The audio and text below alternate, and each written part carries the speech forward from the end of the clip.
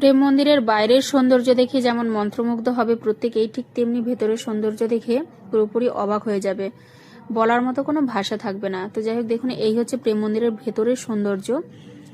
বৃন্দাবনে একজন প্রসিদ্ধ বাবাজি মহারাজ কৃপালু বাবা, তিনি কিন্তু এই প্রেম মন্দির তৈরি করেছেন। তো এই প্রেম মন্দিরের ভেতরের সৌন্দর্য এক কথায় অসাধারণ, অপূর্ব, কোনো ভাষা নেই, মানে এমন কোনো ভাষা নেই যেটা দিয়ে বললে বোঝানো যাবে, তা তো কম মনে হবে। তো দেখুন প্রত্যেকটা স্তম্ভ, প্রত্যেকটা দেয়াল এতটা অপূর্ব সৌন্দর্যে পরিপূর্ণ যেটা বলে বোঝানো যাবে না। আর সেই সাথে রয়েছে অপূর্ব সুন্দর মেনটেন্যান্স। যেমন সৌন্দর্য তেমন স্নিগ্ধতা, তেমন সাবলীল সরলতা রয়েছে।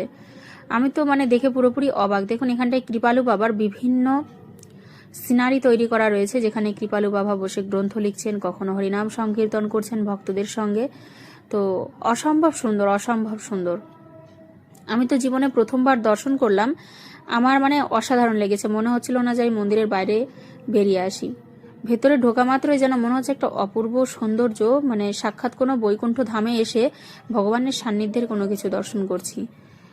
তো সত্য সত্যই তাই, তিনি নিত্য বিরাজমান, হয়তো আমরা চোখে দেখতে পাই না, আমাদের মায়ার চোখ তো মায়ার সংসার, এটাই হচ্ছে ব্যাপার। তো এই হচ্ছে আসল মন্দির। এখানটায় ভগবান বিশ্রামে রয়েছেন, 4টের পরে খুলবে। তো আমরা একটু আগে আগেই পৌঁছে গেছিলাম। আর উপরের এই ঝাড়বাতিটা তো অসম্ভব সুন্দর, কি সুন্দর ঘুরছে সর্বদা। এখানে প্রত্যেকটা ঝাড়বাতি এইভাবে ঘুরছিল, তো দেখতে তো ভীষণ ভালো লেগেছে। আর দেখুন পুরো প্রেম মন্দির জুড়ে ভেতরে কৃপালু বাবার বিভিন্ন প্রচার, বিভিন্ন মহিমা কিন্তু রয়েছে, বর্ণিত রয়েছে। তো যাই হোক, অসম্ভব সুন্দর। আপনারা কারা কারা প্রেম মন্দির দর্শন করেছেন এবং প্রেম মন্দিরের ভেতরে কারা কারা এসে দর্শন করেছেন অবশ্যই কমেন্ট বক্সে মেনশন করবেন। যদিও ভেতরে ক্যামেরা সেভাবে অ্যালাউ নেই, তবে এই সময়টা অ্যালাউ ছিল যেহেতু মন্দির বন্ধ ছিল, সেই কারণেই হয়তোবা। তো যাই হোক, ভীষণ ভালো লেগেছে। এবার প্রেম মন্দিরের একতলা নয়, প্রেম মন্দিরটা কিন্তু দোতলা।